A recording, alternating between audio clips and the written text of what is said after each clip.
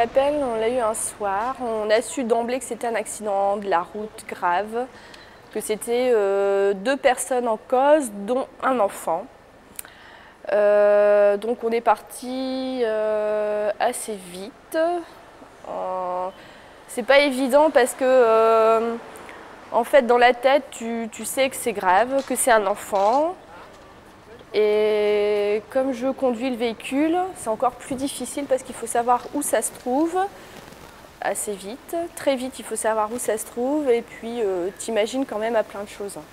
Donc on arrive sur les lieux de l'accident, on voit un jeune homme allongé au sol. Les pompiers sont en train de pratiquer un massage cardiaque, donc en fait il est en arrêt. Et on commence la prise en charge classique de l'arrêt cardiaque, pose de voie veineuse, remplissage, massage cardiaque, intubation, ventilation et adrénaline. Ça nous permet de récupérer une activité cardiaque et de transporter le blessé sur le CH Lens. Donc j'arrive sur les lieux de l'accident, je vois tout de suite l'équipe du SMUR qui prend en charge le blessé grave. Et l'équipe de l'ambulance qui me demande de prendre en charge la deuxième victime qui est déjà dans l'ambulance. Donc la deuxième victime, c'était l'ami du jeune homme qui était également sur le scooter avec lui et qui était beaucoup moins atteinte, qui avait un traumatisme crânien, un traumatisme thoracique. Donc dans l'ambulance, la jeune fille est parfaitement consciente.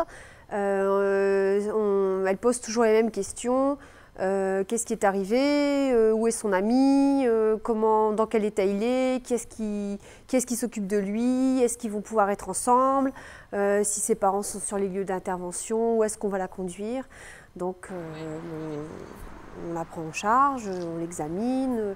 Il faut toujours parler pour pouvoir la calmer un petit peu. Et puis nous, on se rend bien compte en regardant par la fenêtre que c'est grave et que l'équipe du SMUR est en train de travailler et que c'est vraiment sérieux. Donc après les soins, le jeune homme est décédé à l'hôpital. Donc ça a été terrible pour nous parce qu'on a eu vraiment l'impression de, quelque part, d'être inutile, d'avoir vraiment passé du temps pour rien. Ça, c'est ce qui est ressorti en premier. Après, on s'est dit que notre métier était vraiment difficile et puis qu'il fallait aller annoncer aux parents le décès de leur fils. Alors là, c'est la chose la plus terrible pour nous parce qu'en fait, comme on est parents nous-mêmes, on peut toujours s'apercevoir qu'il y a un miroir en face et que d'annoncer aux parents la mort d'un enfant, c'est vraiment très très dur. Alors pour le médecin et pour moi-même, c'était, je pense, la chose la plus terrible après l'accident. Et donc voilà, on a annoncé difficilement la mort aux parents qui y croyaient tout le temps, on s'accroche toujours. Et ce qui a vraiment été difficile aussi, c'est quand les parents sont allés voir l'enfant, le jeune homme, et que la maman a secoué son garçon en disant non, non, arrête de faire exprès de mourir, c'est pas possible, tu peux pas mourir. Et ça, bon, c'est des images qu'on garde tout le temps, même sur d'autres accidents. Des fois, on y pense encore et c'est très très difficile. Ça n'arrive pas qu'aux autres et qu'on doit tous se sentir concernés. Ça peut un jour toucher quelqu'un de sa famille ou un bon copain. De tous les accidents qu'on a déjà fait, forcément il y en a plusieurs qui vous reviennent, qui vous ont frappé un petit peu plus. Par exemple, un accident à Liévin. J'étais médecin au SMUR et on part pour accident, 2 victimes, une VL en cause. En arrivant, les pompiers nous accueillent en nous disant écoute, ils sont morts tous les 2. Tout le monde tourne un petit peu autour de la voiture, on ne sait pas trop quoi faire. Et on prend les papiers et d'un seul coup, il y a un sapeur-pompier qui dit mais je les connais, c'est 2 frères et je les connais, ils étaient avec moi à l'école.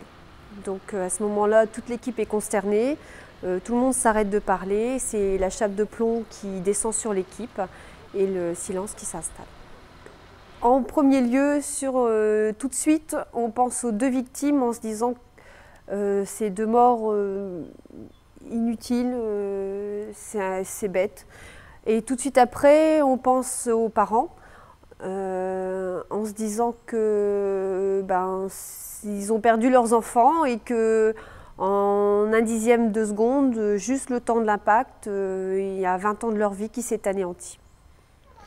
Donc voilà, moi je suis monsieur Gobert Michael, je suis gendarme, voilà mon épouse Sandrine, qui est gendarme également. Nous sommes tous les deux âgés de 27, 28 et 31 ans.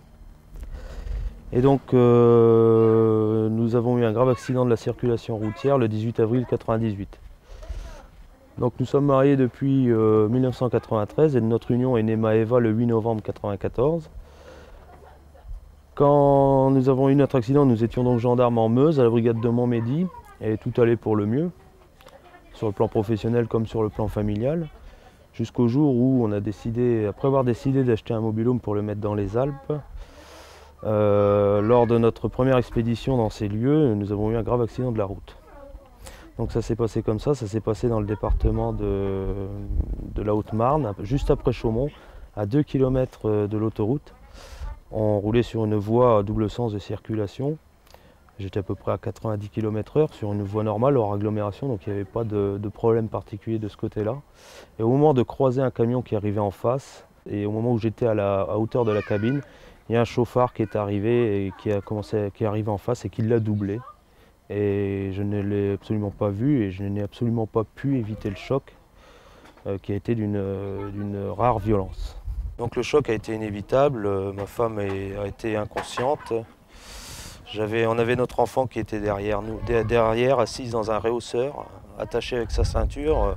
Le réhausseur était aux normes, tout était parfaitement correct. Mais malgré tout, elle est tombée raide sur le coup et elle ne respirait plus. Elle a commencé à être cyanosée.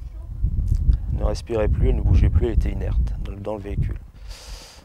Là-dessus, au bout de 10 minutes, un quart d'heure, les pompiers et tous les secours sont arrivés, évidemment. Ils ont vu Maëva dans le véhicule. Ma femme reprenait un peu ses esprits, mais bon, hurlait de par le coup qu'elle avait reçu.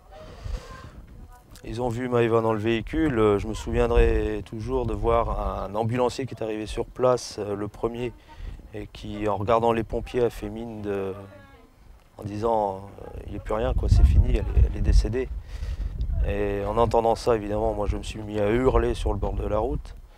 Et malgré tout, avec la science d'aujourd'hui et le savoir-faire des personnes qui travaillent pour sauver des vies, ils ont réussi à nous ramener Maëva à 3 reprises. La troisième fois, ils ont réussi à la garder.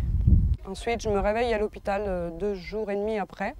C'était le samedi à midi. Je me reprends mes esprits le lundi après-midi, où là, j'ai une aide-soignante qui vient me dire votre fille, c'est très grave, elle est dans le coma, elle a été transportée sur Dijon, mais je ne peux pas vous en dire plus. Pour moi, la seule chose que j'ai entendue au moment de l'accident, c'est elle est morte, elle est morte, elle est morte. Donc pour moi, je ne posais pas la question, pour moi c'était évident et je ne voulais surtout pas qu'on me le dise. Et donc Maëva a été transportée sur l'hôpital de Dijon dans un état vraiment très critique, après avoir été déclarée quand même 3 fois décédée sur les lieux de l'accident. Bon, chemin faisant, nous avons vécu avec ça. On n'a pas accepté, mais on a géré la situation en fonction. On a eu plusieurs déménagements pour qu'elle puisse être suivie dans des hôpitaux différents et plus adaptés à sa tétraplégie, parce qu'elle ne bouge plus du tout. Elle a toute sa tête. Elle est maintenant scolarisée en milieu normal, donc tout va pour le mieux. Mais au quotidien, c'est quand même une surveillance énorme. C'est se relever 5, 6, 8 fois dans la nuit parce qu'elle respire mal, parce qu'elle a peur de sa machine dont elle est complètement dépendante. C'est évidemment les soins, la toilette, elle est incontinente. C'est la mettre au fauteuil, la mettre au corset, la remettre au lit parce qu'elle est un peu fatiguée, la repréparer parce que le kiné arrive. C'est des soins sans cesse, sans cesse, sans cesse, sans cesse. Malgré tout, elle a un moral d'acier. Elle y croit encore. Et puis voilà, aujourd'hui, elle a 6 ans et elle joue comme tous les enfants, on dirait. Elle a ses copines, elle joue, tout ce qu'elle peut faire c'est à la bouche. Donc elle joue au dé avec ses copines en lançant ses dés dans une petite cuillère. Elle joue à la poupée en faisant elle les voix des poupées et puis ses copines lui servent de main. Et puis voilà, et puis on fait avec et on vit parfaitement bien sans accepter cette situation.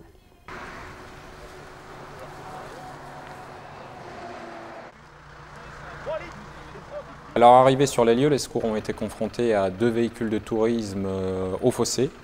2 véhicules de tourisme qui avaient généré 8 blessés. Donc nous avons recensé 3 blessés graves qui apparemment avaient été éjectés, ainsi que 5 blessés légers.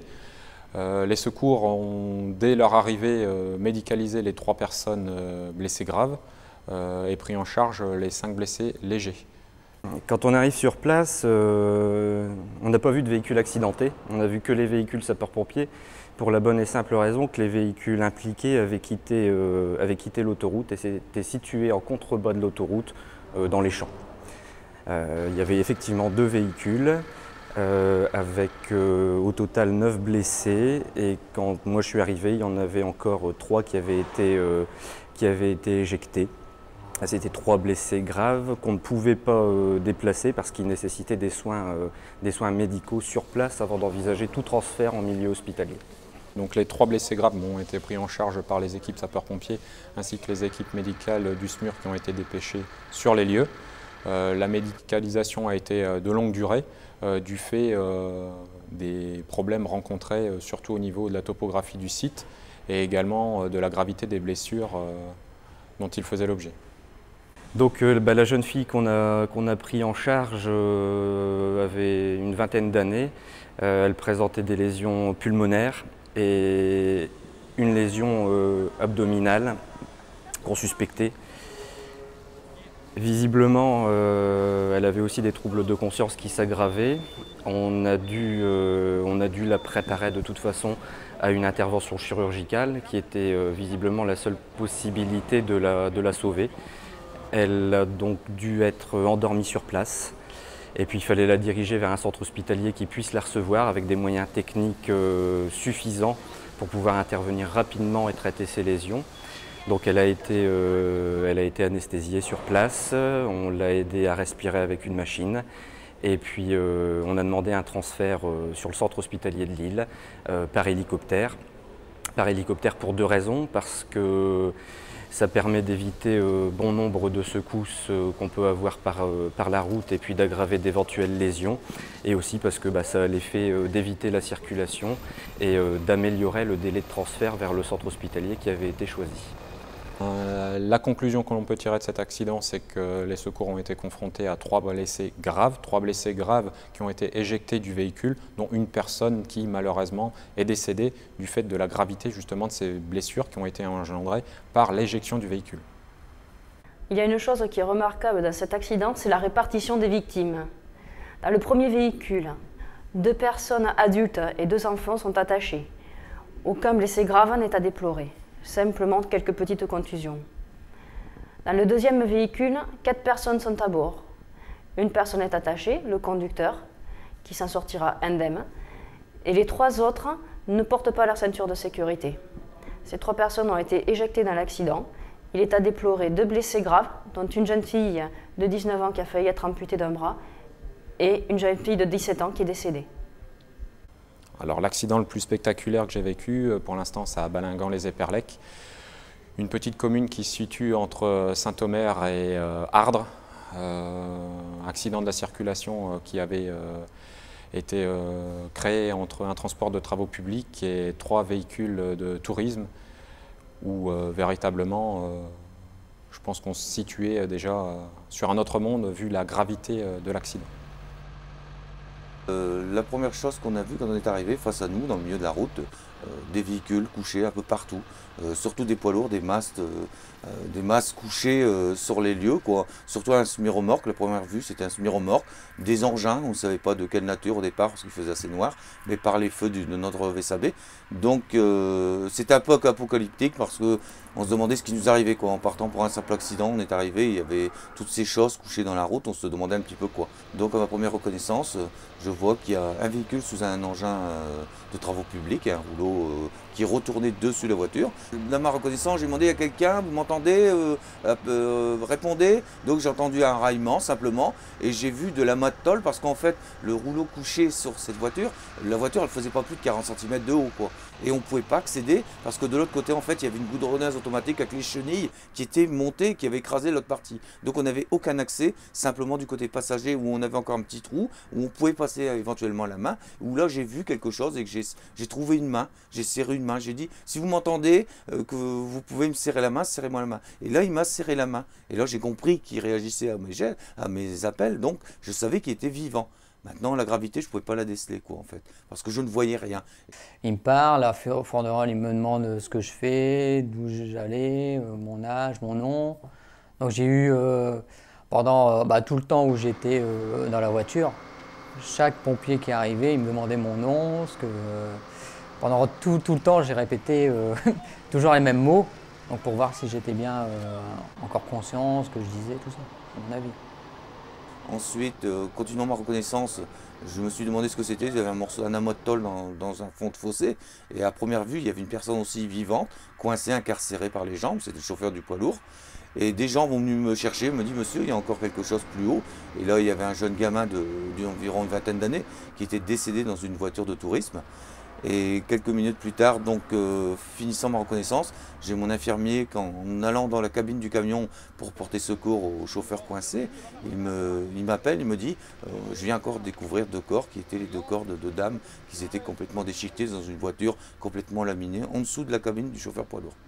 Moi, je suis parti pour désincarcérer le chauffeur du poids lourd qui était le plus accessible.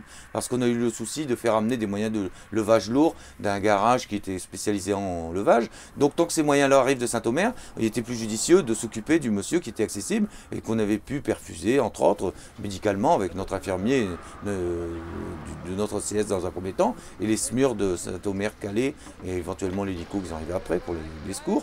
Mais il était plus judicieux d'essayer de dégager. Donc, dans un premier temps, nous, on a commencé à désincarcérer la première personne. On a mis, je pense qu'on a mis entre 2h30 et 3h à sortir le premier chauffeur du camion. Et dès qu'on a fini de sortir ce chauffeur de camion qui s'appelait Jean-Pierre, entre autres, on a familiarisé un petit peu, comme je vous disais, avec ce monsieur.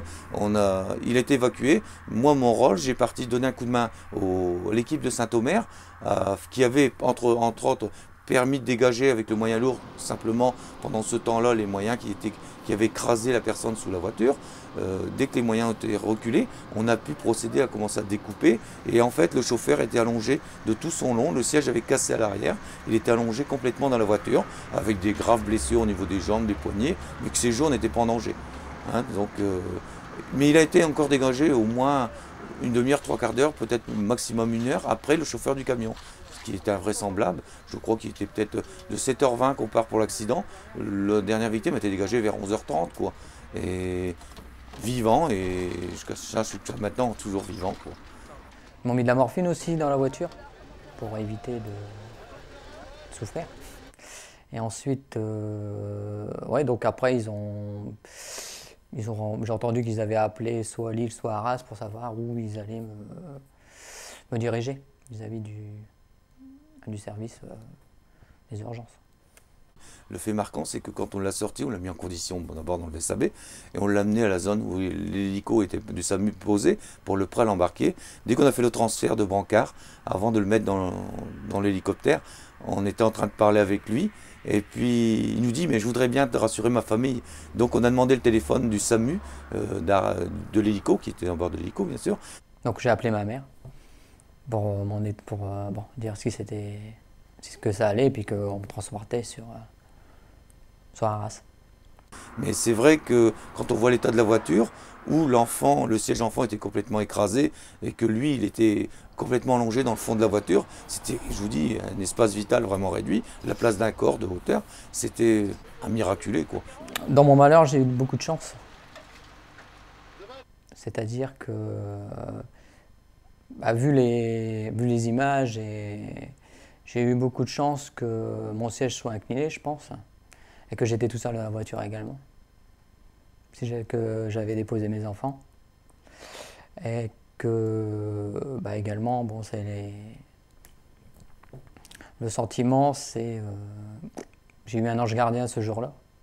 Mais on n'a qu'une chance dans la vie, donc il faut être prudent.